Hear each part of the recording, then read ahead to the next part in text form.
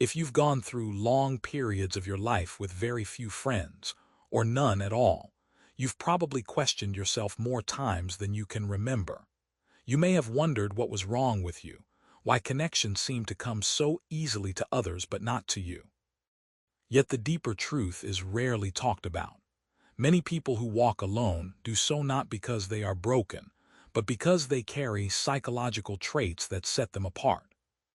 Their solitude is not a failure of social skills, but a reflection of sharper intuition, a richer inner world, and a mind that refuses to settle for anything shallow or insincere. Today, we're going to explore 5 rare traits often found in people with small or even non-existent social circles. These traits don't point to weakness.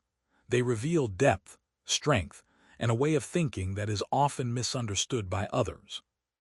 Stay with me, because as we move through each part, you may begin to recognize patterns in yourself that you've never been able to explain before. And before we begin, make sure to subscribe to Narrativas de la Nebula and join our Telegram community, where you'll get early access to new videos and insights on personal and spiritual growth. Now let's begin. The first trait is a deep intolerance for fakeness. For most people, social interaction runs on habit, politeness, and convenience. But for those who struggle to maintain friendships, something else is happening beneath the surface, an almost instinctive rejection of inauthentic behavior.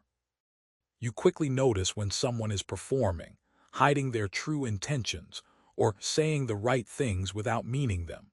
You sense the hidden agendas behind friendly tones, the subtle manipulation behind compliments, and the gossip concealed behind polished smiles. This level of awareness makes everyday social life exhausting, because you're constantly processing what's being said and what's being left unsaid. As your self-awareness grows, your tolerance for inauthenticity shrinks. You no longer have the energy to entertain relationships built on convenience instead of truth.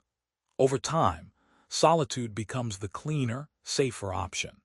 You choose distance over discomfort, sincerity over numbers, and inner calm over the noise of performative socializing. This sensitivity often develops as a survival skill. When you've watched people shift personalities depending on who they're with or what they want, your mind learns to read emotional inconsistencies others miss.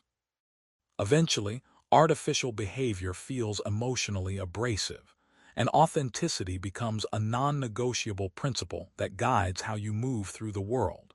The second trait is a deep need for meaning and substance. People with few friendships don't connect just to fill silence or avoid loneliness. You crave conversations that go beyond the surface, conversations that explore thoughts, emotions, and growth. Small talk feels empty, not because it's wrong, but because it doesn't give your mind what it needs. You're not drawn to gossip, trends, or idle chatter. You're drawn to ideas, motivations, and the deeper reasons behind human behavior.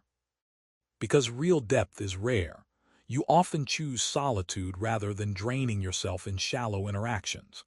In a fast, distracted world, your need for substance makes you an outlier, someone who waits for genuine resonance instead of forcing temporary bonds. This hunger for depth also affects how you open up emotionally. You don't reveal yourself in pieces or share casually. You prefer moments where both people move beyond the surface and speak honestly. Many interactions feel incomplete to you, as if something essential is missing. This doesn't make you superior. It simply means your mind is wired to seek meaning rather than distraction. The third trait is a nervous system that needs more time to recover. Unlike people who feel energized by social interaction, your mind processes every encounter intensely.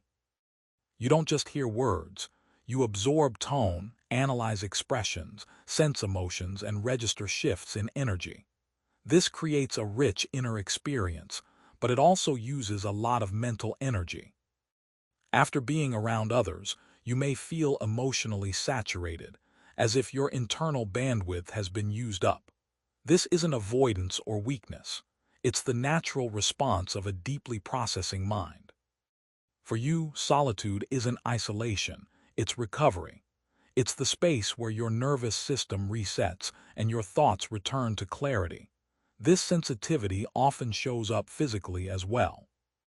You may feel tension in group settings, heightened alertness during long conversations, or a need to replay interactions afterward.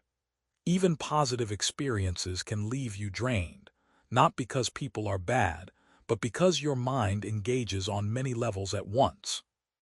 Over time, you learn to protect your quiet moments the way an athlete protects their energy, not as an escape, but as a necessity.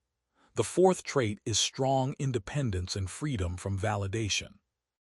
Many people rely on others for approval, reassurance, and identity. You don't. Your sense of self comes from within, not from how many friends you have or how often your phone lights up. You know how to be alone without feeling empty. This independence can look like distance to others, but it's actually quiet strength. You don't need a crowd to feel secure or valued. You choose solitude intentionally, not because you have no options, but because you know your worth. And that independence raises your standards. You don't allow people into your inner world unless they truly add something meaningful. Instead of seeking relationships to fill emotional gaps, you look for connections that complement your growth. You're comfortable standing alone because solitude reinforces your self-respect. This naturally filters out relationships built on dependency, competition, or surface-level bonding, leaving room only for those grounded in respect and maturity. Before we move on to the final trait, if this video is helping you understand yourself more clearly, consider sharing it with someone who might relate to these insights. And if you'd like to support thoughtful content like this, you can click the thanks button below. Your support truly matters. Now, let's continue. The fifth trait is careful trust shaped by experience. Behind many solitary individuals is not failure, but history. Perhaps you trusted the wrong people. Perhaps you grew up where trust was unstable. Or maybe you once opened your heart and learned that not everyone values honesty the same way you do. These experiences rewire the mind. You observe longer. You wait before opening up. You test sincerity, not out of fear but out of wisdom. When trust has been broken, the brain becomes more discerning. You're not guarded without reason. You're guarded because you've learned the cost of giving your trust too easily. You pay attention to consistency, emotional reliability, and whether actions match words. While others rush into friendships, you allow time to reveal character. You're not trying to keep people out. You're making sure the ones who enter your life bring peace, not harm.